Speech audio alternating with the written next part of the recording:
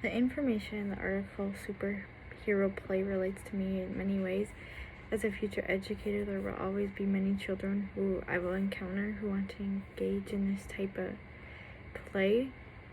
I know even now, as I work in a child care program, I encounter this type of play all the time. I always see children on the playground doing this. So as a future teacher, I need to think of ways or even rules to allow children to be able to engage in this type of play, and like what I'm going to do as a teacher to, if I'm going to allow it, if I'm not, or what kind of rules I'm going to set and boundaries I'm going to set so that children can still use this type of play. I can use this information that I learned in the article Superhero Play in many different ways.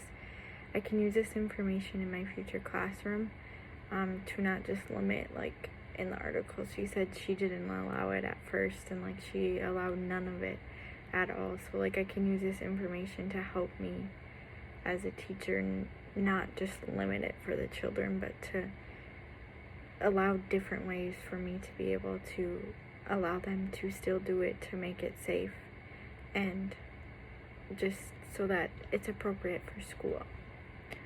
My reaction to this article was how amazed I was. It was just crazy. As I was reading and she was explaining what she did and the process she did, I was like, wow, this would be really cool. And I was just thinking of it as myself in the shoes of those kids, like, oh my god, think of all the different things that you could do. And it's like creating their own, like, almost like logo and thing for themselves, and they're their superheroes. So just the way I felt, I couldn't imagine what those children in the classroom were doing and feeling, and how effective it was for them. And another thing, I was just amazed by how she explained how the children responded and how well it fit within like the social emotional development.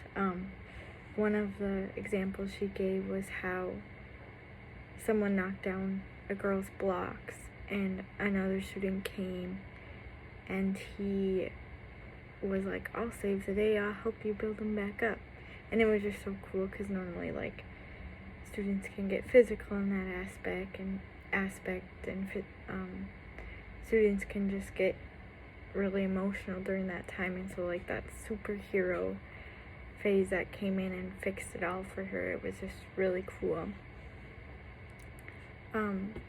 And I really liked how she turned the superhero play into kindness, caring, and helpful to friends around you, because I mean sometimes they see it as hitting, kicking, being physical, you know, some of those like different type of superheroes, but it was more just focused on being kind and caring and helpful to your friends.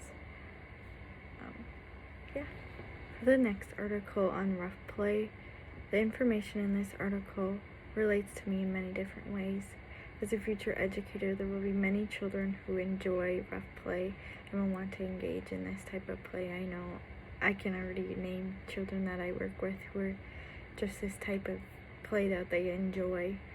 As a future teacher, I need to think of ways and rules to allow children to safely engage in this type of play.